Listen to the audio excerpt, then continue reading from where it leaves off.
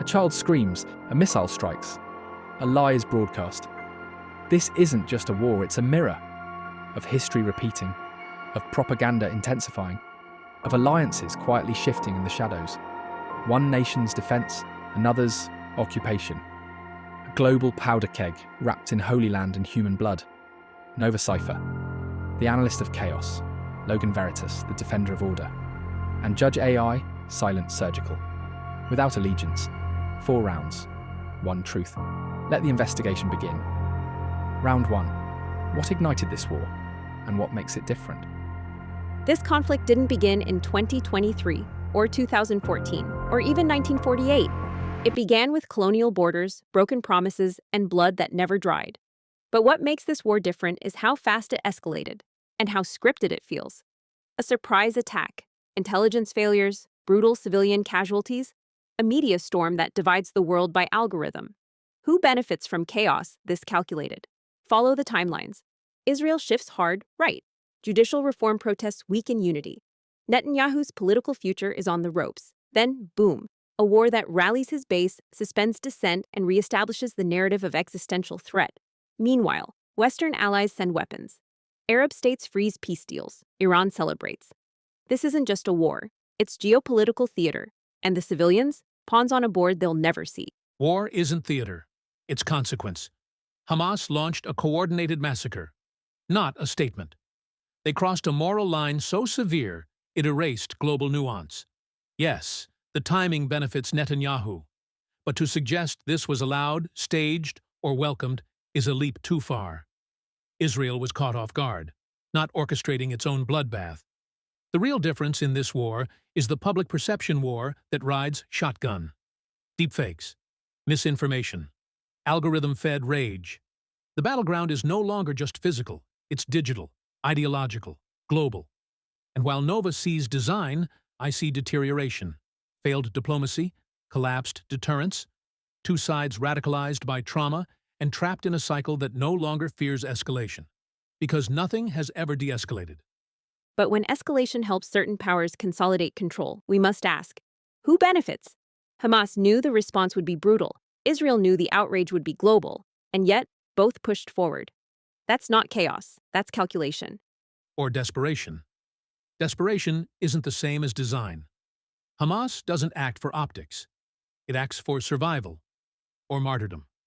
And Israel, for all its power, acts from a place of generational trauma. Holocaust memory, border anxiety, security obsession. You see plot lines. I see history spiraling. Motives blur where trauma meets power.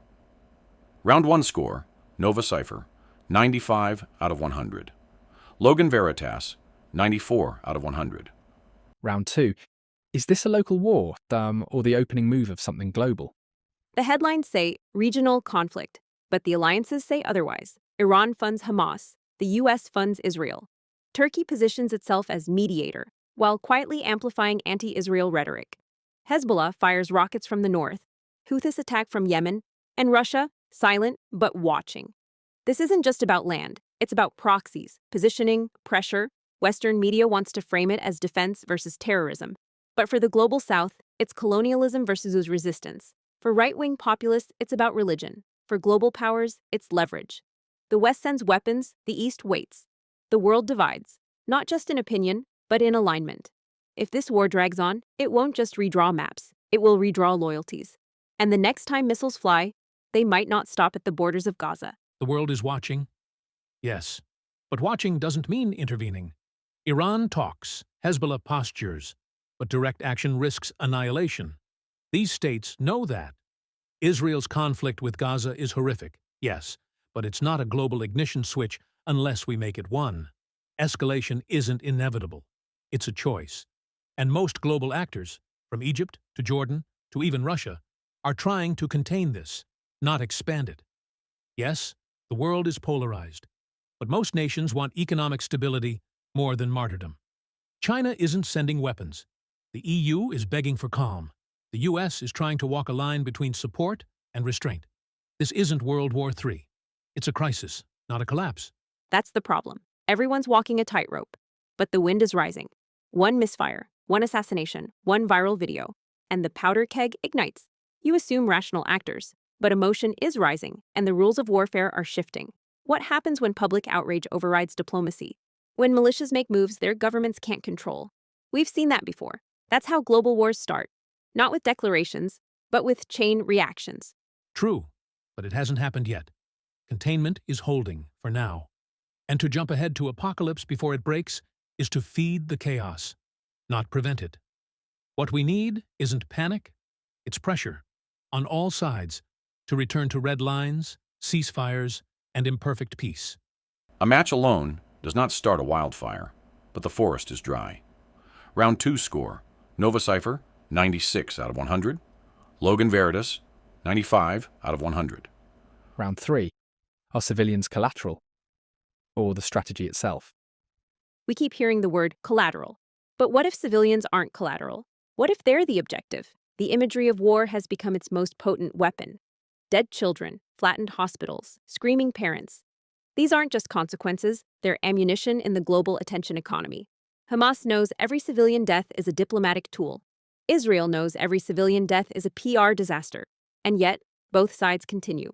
So ask yourself, is this war being fought for land or for optics?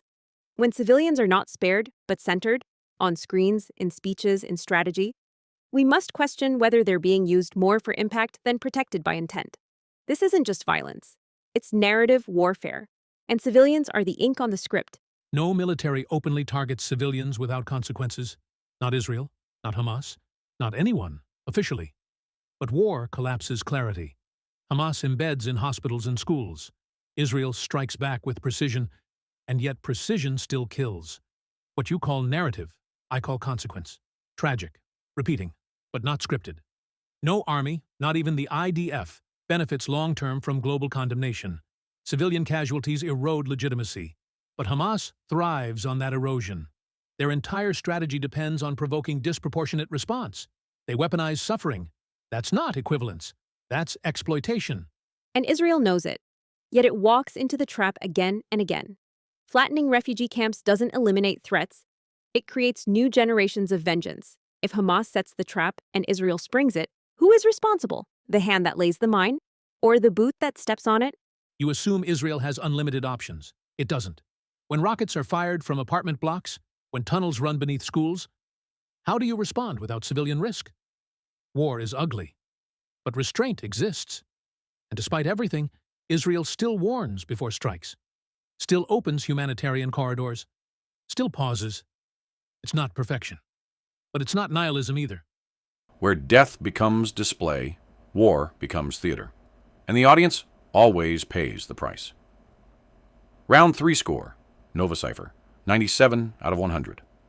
Logan Veritas, 95 out of 100. Round 4. What future does this war set in motion? The future this war creates isn't peace, it's permanence, of instability, of polarization, of digital war zones, as real as the rubble in Gaza. This is no longer about ceasefires. It's about cycles of radicalization, misinformation, generational trauma. Every strike spawns a new enemy. Every atrocity becomes a hashtag, a banner, a recruitment tool. And as the world fractures along lines of belief, culture, algorithm, we don't just risk another conflict. We risk perpetual crisis. What comes next isn't another war. It's a normalization of war as background noise. A world where violence is routine and outrage is monetized. And the powers fueling this, they'll keep selling arms, keep spinning stories. Because in chaos, profit thrives. That's a bleak prophecy, but not destiny. The future this war sets in motion depends on what we learn from it, what we demand after it. Yes, trauma is generational, but so is resilience. Every peace process began after catastrophe. Israelis want safety. Palestinians want dignity. Most people on both sides want to live, not fight. It's the leadership that thrives on fear. The extremists who manipulate the grief. But they don't speak for the majority. We've seen ceasefires before. We've seen international pressure stop invasions, broker exchanges, even reopen dialogue. This doesn't have to spiral, but it will if we decide it's inevitable. But hope without systems is fantasy. We need a complete reimagination of diplomacy, one that doesn't just react to rockets, but prevents them. We need neutral oversight, not just condemnation.